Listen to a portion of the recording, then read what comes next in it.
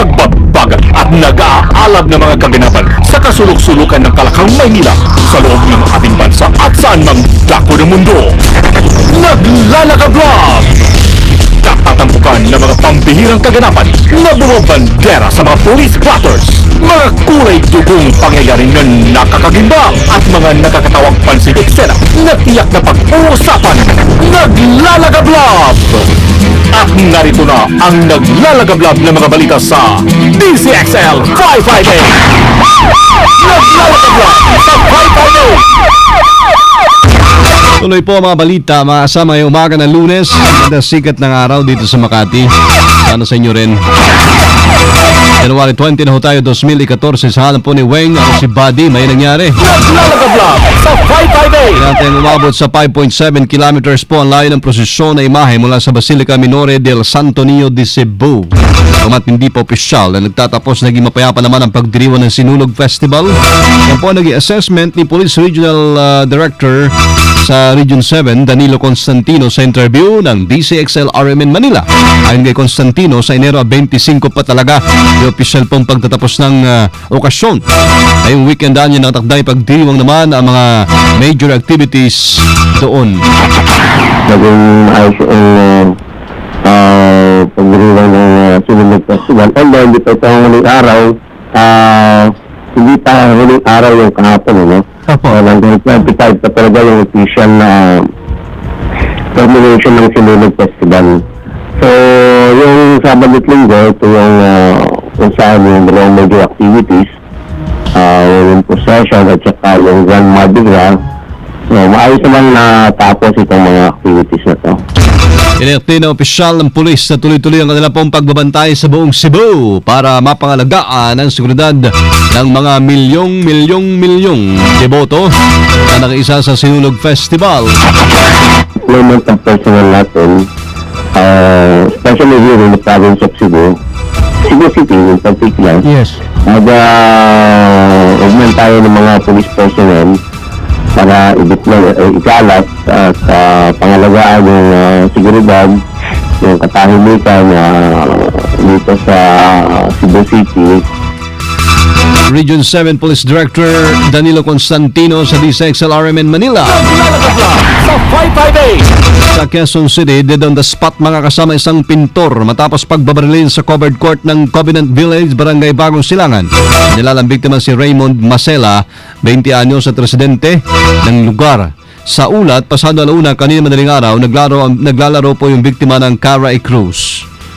Bigla na lamang daw itong hinabol ng di pa nakilalang suspect. Pinagbabaril siya. O sa nagtamo ng bala o nagtamo ng tama ng bala sa dibdib at pigi. At tuloy pa raw kinikilala ng otoridad ang suspect at kung ano ang motibo ng pamamaril. Naglalagablog na mga balita. DZXL Bulat Palaro. Pinayuko ng Talk and Text Tropang Texters ang number 1 team na Barangay Ginebra Ginking sa pagtatapos po ng elimination round ng PBA Philippine Cup sa score 103-79. Sa naging panalo ng Talk and Text, pinutol na rin nila ang 3-game losing streak. At makakarap po ng Tropang Texters sa quarterfinals sa San Mig Coffee Mixers, habang Ginebra naman ay hihintayin pa kung sino ang mananalo sa pagitan ng Meralco at Alaska Aces. Nanguna sa panalo ng Talk and Text ang veterano si Andy Siegel, nagmuha ng 20 points, habang sa panig ng Gin Kings nakapagtala naman ng 15 points si rookie Greg Lomo. Hindi pala, si Greg Slaughter pala yun. Naglalagablog sa 558 DZXL Showbiz Balita. Ala po si Loli ha. Alamang lumubha yung sipon. Ay nga muna siya. Saan po natin ang haligi ng showbiz? Wala si Loli. Si Katrina. Hi! Hi, good morning. Haligi talaga. Parang ang laki-laki ko. Hindi, pag sinabi haligi, pundasyon yan. Yun. So strong ako, strong. Mapapatunayan yan. Kayo na maligo ng alas 3 na madaling araw nang hindi nag-iinit ng tubig. Sus Mario, mabibingi ko sa lamig dyan. Ayun nga, at kaugnay nga niyan, talagang isinegway ko, ha? Nagbigay ng reaksyon si Edu Manzano tungkol sa ginawang pag-amin ni Angel Locsin sa tunay nitong nararamdaman sa dating kasintahan na si Luis Manzano. Naks. Ayon kay Papa Edu, ang isang tao, ito makinig kayo makakasama, Sige ha? po, sige po. Ang sabi, minsan daw ang isang tao, kapag na-touch ang puso, abay mananatili yan panghabang buhay. Naman. May ganun kasabihan. Hindi rin daw masisisi ng aktor o ni Papa Edu si Angel kung hindi man nito napigilan ang kanyang damdamin para kay Luis. Sinakbo talaga. Talaga ang Naranasan mo na ba yan? Yung bang baba. Hindi, yung hindi mo napigilan. Oo, minsan. Talaga, Pambihira, nasabi oo. mo talaga. Gusto rin daw ni Edu si Angel. Eto, napahanga daw siya. Nawala ako sa wisyo. Pambihira. Hi, good morning po. Ha? Gusto rin daw nga ni Edu si Angel at napahanga siya nito sa pagtataguyod ng kanyang bulag na ama. Ba. Sa iyo ni Edu, magiging happy siya anuman ang maging desisyon ng dalawa ni Edu, ni Luis at ni Angel. Delikado pag So, si Edol sa Angel. In short nga daw yan ay kung saan ka masaya anak, supportahan ka ka. At yan ang aking balitang showbiz kasama mo sa DZXL News Center. Ako po si Katrina Haligi, Tata Armen. So, Katrina, hindi mo nasabi minsan kay nanay, ha? Yung hindi mo napigilan, i-share mo sa kanya. Wala pa talaga yan. Wala pa. Hindi na nakasagot po, speechless na. Si Katrina. Hindi gasgas, hindi umatras, medyo madulas. Ito ang balitang panghimagas. Si genitals ay pink na pink. Morning genitals. Good morning kasama ba rin? Hindi ako makaget over. Kasi naranasan mo rin. Ang dami kong tawa. Oo nga. Pero hindi mo pinarinig masyado, ha? Color of the year ka ngayon. Yes, eto nga. Pati lipstick, ha? It's pink. Girl na girl Ayos ako talaga. today. Pati si Manang Audrey, mga kasama. Yes, Pink na pink. naka-pink. Talaga. Diba? Isang 30 unyos na madre. 30 ano? 30 unyos. 30 anyos. 31 anyos. 31. Sige. Napagsama ko tuloy. Sige. Ang nanakit ang tiyan at nanganak na lang bigla ng isang baby boy sa Reti, Italy. Ba? Instant mother siya. Oo. Ayon sa madring hindi pinangalanan, wala siyang ka-idea na nagdadalang tao pala siya. Madre ng anak? Wow. Dahil nga mabilis kumalat ang balita sa nangyari, ipinag-utos ni Mayor Simon Petraghi na bigyan ito ng privacy. Bigla siyang naging instant mother. Grabe. Bumagsa naman ang mga donasyon at gamit pang bata sa ospital kung saan nanganak ang naturang madre. Naniniwala din si Don Fabricio Borelio, isang pastor, na nagsasabi naman daw na totoo ang madring ito. Base sa pag-aaral ng British Medical Journal, asexual reproduction ang nangyayari sa madre kung saan nadidevelop ang embryo nang walang nangyayaring fertilization. Pwede pala yun? Pwede pala yun, ha? Hindi ko alam yun. Grabe, ha? Yes. Bigla ka ng anak, hindi mo alam, masakit na yung tiyan mo. Oo, sumakit lang yung tiyan niya, nanganak na siya ng baby boy. Sus Mariosep ka talaga. At yan ang aking balitang panghimagas kasama mo sa DZXL News Center. Ako po si Jenny. Dahil sa Sintalbog silang lahat. Armen. Thank you, genitals. Pahabol na balita. Meron po kasi maasamang construction worker nasa Lisiano, yan sa Quezon City. Rambo. Nalumong dumunog sa Station 10 ng QCPD ang isang construction worker matapos na ito yung masalisihan sa loob ng apartment ng isang pick-up girl.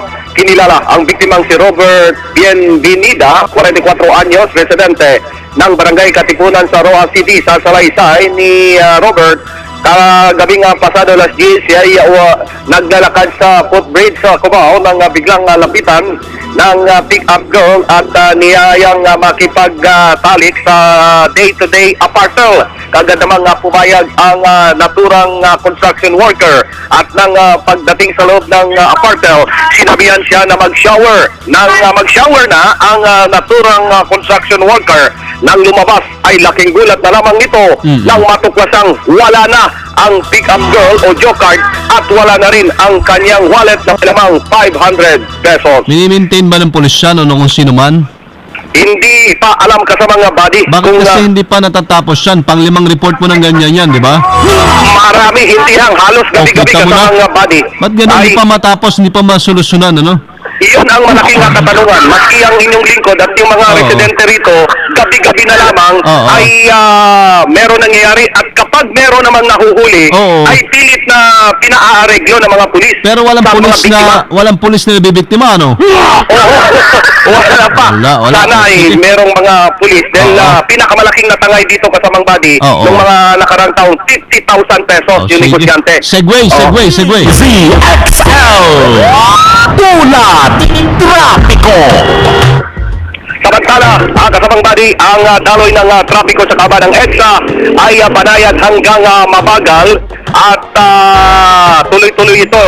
Nagkaroon ng pagkabagal ng daloy ng trapiko bago dumating sa Cubao Underpass. Pagkalambas ito ay bahagyang umusad at muling babagal sa harapan ng POA hanggang sa EDSA Boni Avenue Guadalupe. Okay. Rambo. Segway. Moto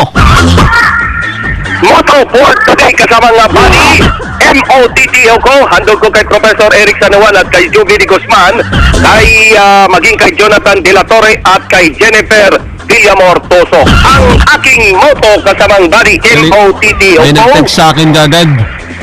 Ang bilis mo raw pihitin. Siyempre naman.